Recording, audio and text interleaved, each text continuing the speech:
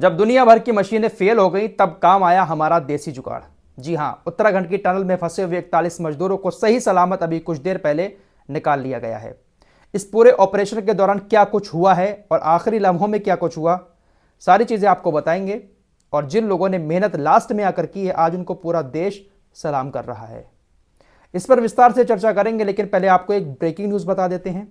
इस वक्त की सबसे बड़ी खबर यह है कि जापान ने हमास और तालिबान को आतंकी संगठनों की लिस्ट से हटा दिया है।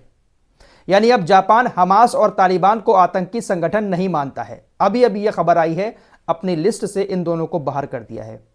यानी जापान को अब यह लगता है कि हमास आतंकी संगठन नहीं है, बल्कि एक वो राजनीतिक पार्टी है जो अपनी जमीन के लिए लड़ रही है। वहीं तालिबान को भी अब वो आतंकी संगठन नहीं मानता है। वैसे अपने देश के कुछ लोगों को जानकारी के लिए बता देना चाहता हूं कि हमारा देश भी हमास को आतंकी संगठन नहीं मानता है।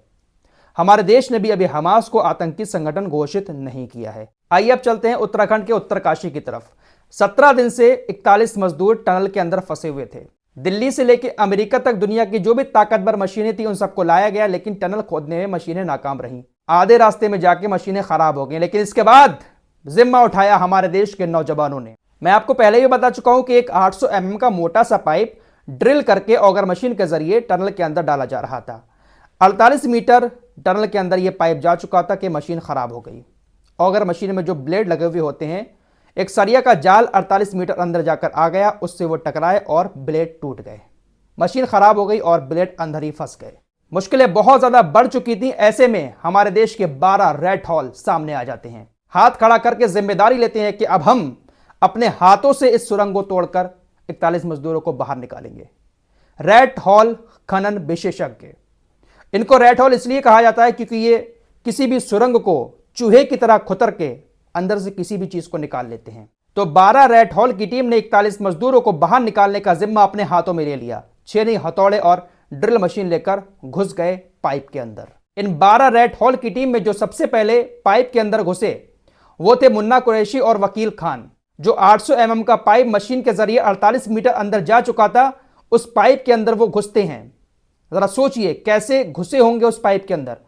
पाइप के अंदर घुसकर छेनी, हथौड़े से ड्रिल मशीन के जरिए आगे की खुदाई शुरू कर देते हैं। पाइप के अंदर 2 लोग घुसे। एक बंदा छेनी, हथौड़े से उस मलबे को खोद रहा था, हटा रहा था, और दूसरा बंदा एक बड़ी सी ट्रे में पाइप के अंदर ही बैठकर उस मलबे को भरकर ट्रे को बाहर भेज रहा था। बाकी जो 10 लोग थे इस टीम के, वो बाहर उस मलबे को रस्सी के जरिए खींच रहे थे। तकरीबन 26 घंटे लगातार काम करने के बाद इन 12 रेड हॉल ने उस 12 मीटर की सुरंग को खोद डाला और 41 मजदूरों को बाहर निकाल लिया। जिस काम को करने में बड़ी बड़ी मशीनें फेल हो गई, वो काम हमारे देश के जाबाज मजदूर हाथों ने कर डाला। रेड हॉल की टीम से जब बात की गई तो उन्होंने कहा, ये तो कुछ भी नहीं है, ये तो फिर भी 800 mm का मोटा पाइप है।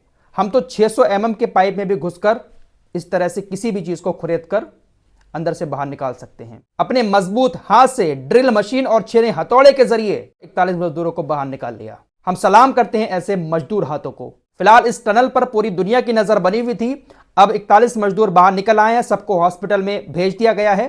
परिवार वाले भी उनसे मिलेंगे और सबसे ज्यादा श्रेय जो है वो इन्हीं 12 लोगों को जाता है जिन्होंने अपने हाथ से खोदकर 26 घंटे के अंदर अंदर मजदूरों को बाहर निकाल लिया। लेकिन अब श्रेय लेने की होड़ लगी हुई है। पुष्कर सिंह धामी ने कहा है कि ये हमारी डबल इंजन की सरकार जो है, इसकी वजह से मजदूरों को बाहर निकाला जा सका। 41 मजदूरों को सुरंग से बाहर निकालना यह हमारी डबल इंजन सरकार की बहुत बड़ी सफलता है। बाकी जो बीजेपी के नेता हैं वो लगातार कह रहे हैं कि प्रधानमंत्री मोदी जी ने मार्गदर्शन दिखाया, उसी मार्गदर्शन पर चलकर हमें यह सफलता मिली है। पीएमओ ने बहुत बड़ा मार्गदर्शन दिखाया था, उसी वजह से हमें यह सफलता मिली है।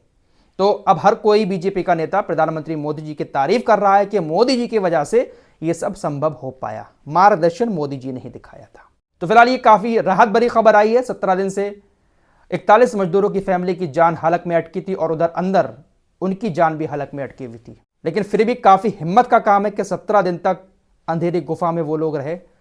बहुत हिम्मत का काम है। मजदूर थे इसलिए झेल गए, वीवीआईपी होते तो शायद नहीं झेल पाते। फिलहाल अभी अभी उत्तराखंड सरकार ने सभी मजदूरों को 1-1 लाख मुआवजा देने का भी ऐलान कर दिया है। बाकी केंद्र सरकार क्या देती है वो तो वक्त बताएगा। मिलते हैं एक और नई वीडियो के साथ, तब तक के लिए अपना ख्याल रखिए।